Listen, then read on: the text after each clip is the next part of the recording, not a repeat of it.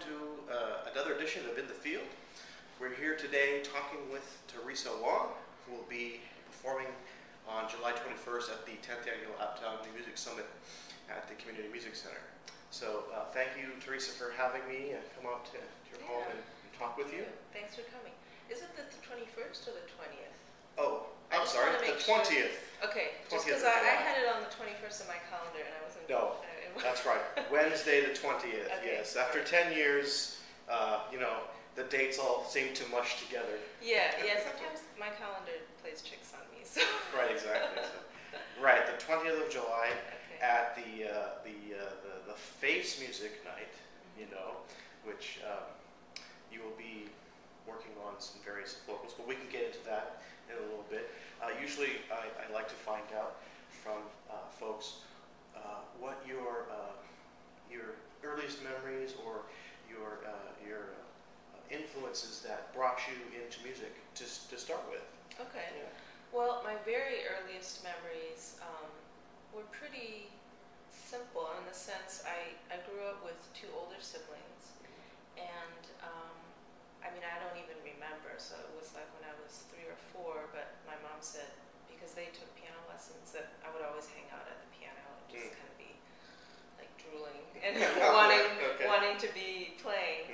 And so she started teaching me when I was about 4 or so, and then I started with a teacher, I think at about 5, and then I followed another teacher for several years at the age of 6, and so I was just out I always remember being completely in love with music, and was totally into classical music as a kid, and so I started out playing piano, and then eventually in grammar school took up the cello when public schools offered classes. Well, they actually had music programs and way back then. and instruments, right? Right.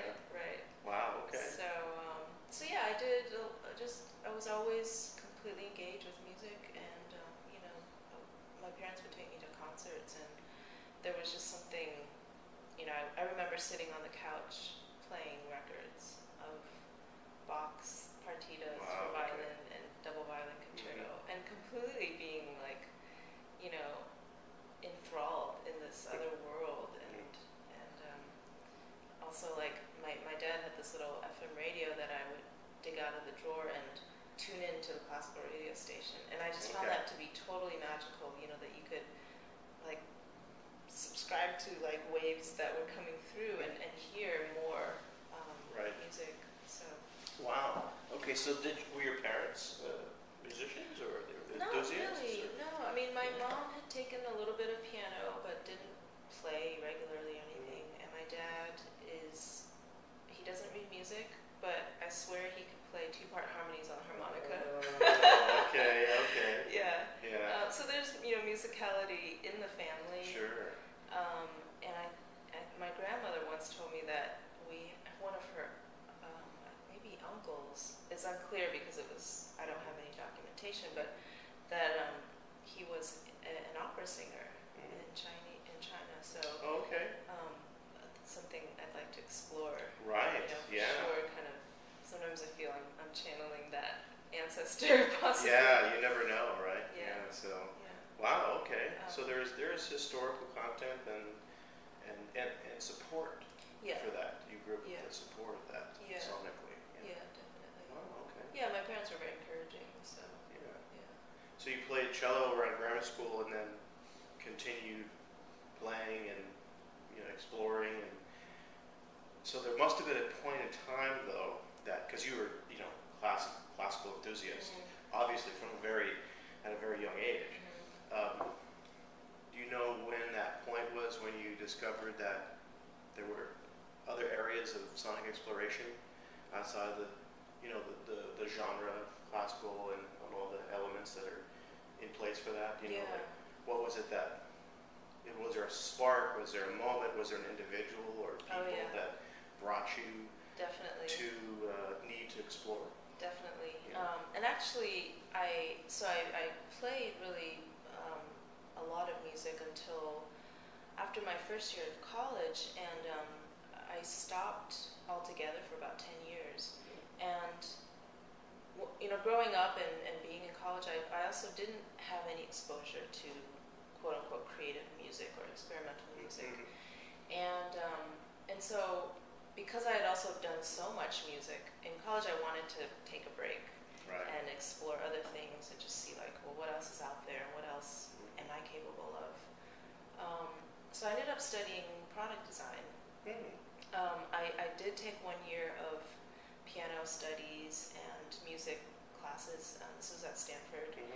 And it just, the world, to become a classical musician didn't interest me, and it just seemed sort of like such a narrow path, and also such a difficult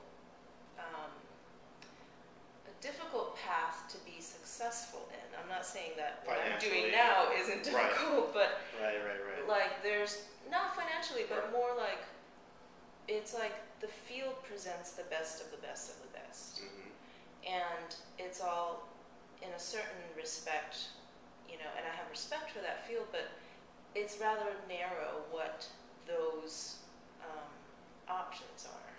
So in college, for me, like I was really wanting to be in an atmosphere that promoted the individual's creativity more. And so I was really drawn to design students, and actually kind of all through circuitous routes got into the design department. And it was actually through sailing, because I had done a lot. I did a lot of tall ship sailing when I was in high school. Fell in love with the sea. And so there was a class that was offered through the design department, and you basically designed and built a model sailing boat.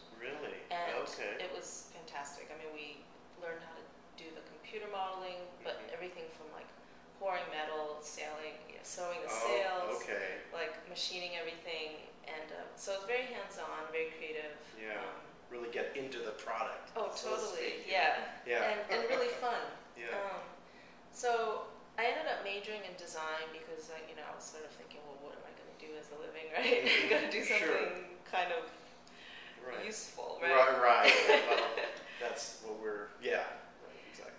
Or at least that's what we're socialized. I was about to think that. No, and that was a big part of kind of the challenge of then re-embracing like myself as a musician. Are those obstacles, especially from family and from your community, your society, and we all know how hard that is. Yes, we do. One way or the other. So anyways, I had then majored in design. I worked for several years doing design in Silicon Valley and even in the city, working as a graphic designer. And then eventually went to I took a year abroad and went to Austria during my college years. And that was like a really important break for me, because instead of all the engineering classes I had to take, I just took fine arts. And so I did like printmaking and photography. And, it was sort of the start of embodying just the artist, and being, I think, far away from my normal environment, and especially in cultures that are so supportive of the artist. Historically, it's like such a valuable part of the everyday life. I started to, just recognize that was like really important to me. So then, to make kind of a long story shorter, eventually I was working in Italy doing design work at a kind of laboratory called Fabrica, and this is a place outside of Venice, and it's run by the Benetton company, the clothing company, but it's sort of like their experimental, I don't know what you call it, like their little project where they invite students under like 25 to come over and just make stuff. Just do whatever. And it's, they have a commercially funded project, so it's like they try to use the creativity from a diverse young group to then Sure. create products. Right. So I was doing design there, made some things, and got to meet a lot of really interesting people. But in the meantime, the great thing was there was a music department, as well as graphics and video and design.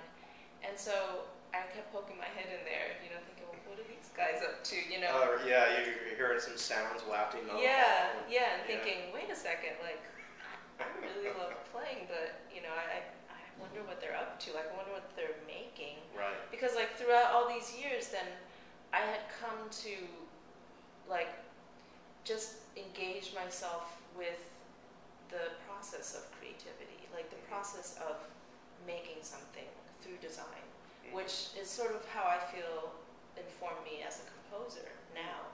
Right. Because eventually I just decided, well, instead of lamps and tables, I wanted to not design that stuff, but to design performance and music and works of art. Well, it makes sense. In a way. Right. So, so I, it was kind of, a chance happening, but really I think that time in Italy I spent about, 2 years living there. There were a couple, really strong kind of moments where I recognized, like, well, this is what I need to be doing. And one of those was going to concerts at the Fondamentale Nuova Theater in Venice. Okay. And a friend of mine, like, was a big fan of improvised music, so he would just say, hey, you want to go to a concert? And, I had no idea who these people were. Right. But I would go, and there was one performance of Hamid Drake and Asif Zahir, sax player and drummer extraordinaire. I mean, and I just remember that concert was so incredible. And I sat there thinking to myself, like, I have to do that. I have to be on the other side of the stage. Like, I want to get back into playing, and I want to move people that way. And also, I felt like the performers, those were, my kindred souls, and that I wanted to spend the rest of my life getting to know people like that, And fortunately, I feel like I've been really blessed to be able to have started that path to do so.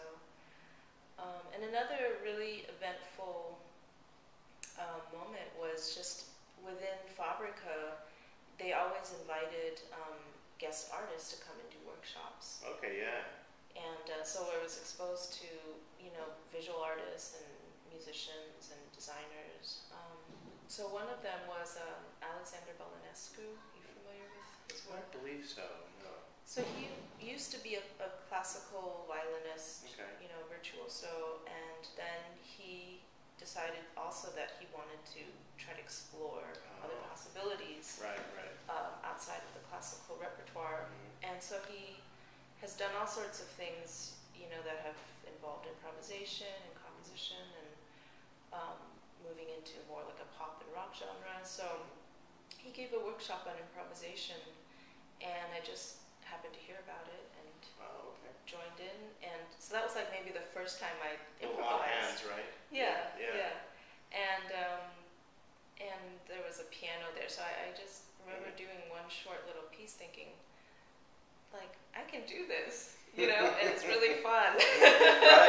Right. So that kind of started it off. Yeah, I can relate to that. Yeah.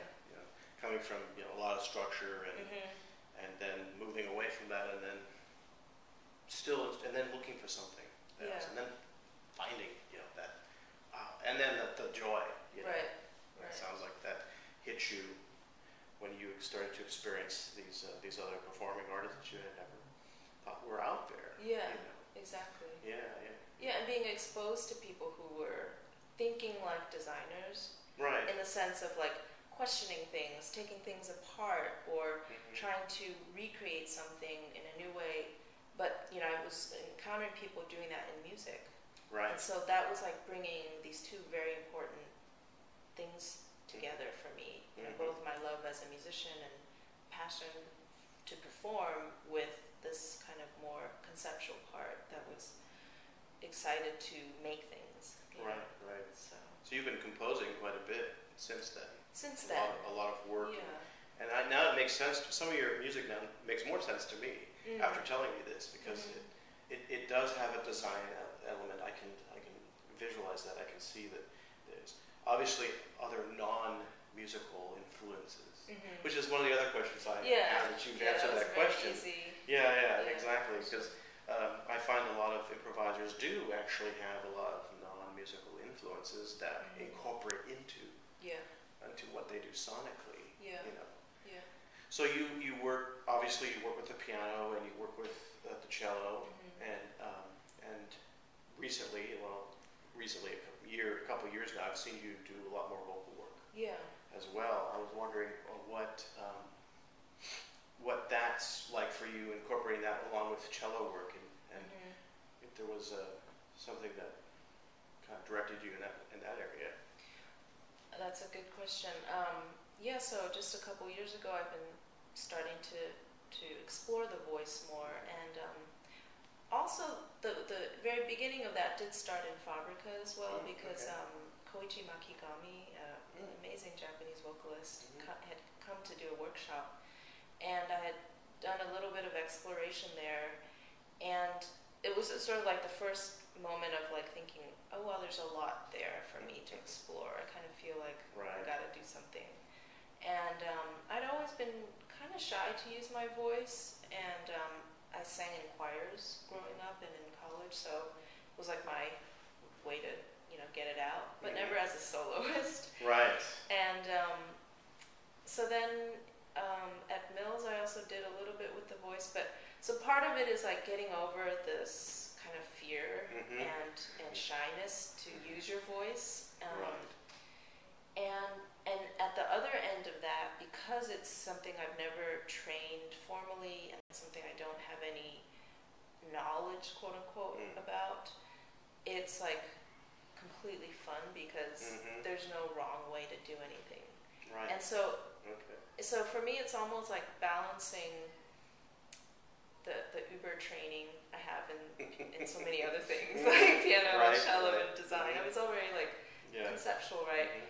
And to do something, and that's also why I love improvising, it's like it really just allows a person, and I feel this way, to tune into the intuition, to your own intuition. And so like using the voice to me is to access my own knowledge, and to create something where whatever I'm doing, whatever I'm putting out there, I feel is like my own language. And I'm constantly seeking to do that with cello as well, or with piano, or whatever my compositions are. But there's so much more baggage there, Of course. Yeah. So, and I found just performing with the voice is like extremely liberating, and also that I have like a capacity to give as well with that vehicle.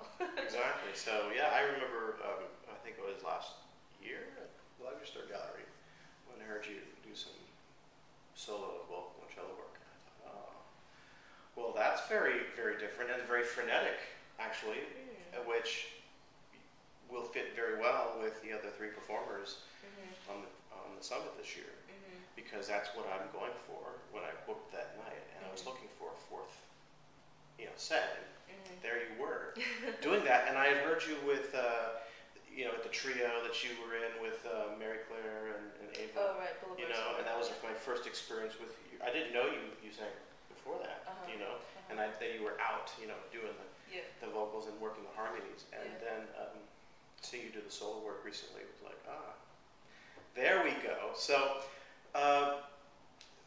do you have any hints as to what you might be doing at the summit this year, or you want to hold it as a surprise? I'll hold it as a surprise. Okay. Yeah, a lot of people are. I was talking to Tom Dill last night, and he gave me a few tips, but he said he was bringing some new things that he wasn't going to tell me about or tell us about, so to speak. So, yeah. And part of it is just sort of like there's always a huge amount of ambiguity even to myself. Sure. Right. Okay. Well, good. But in a sense, it's sort of like improvising always pushes you to like confront the unknown.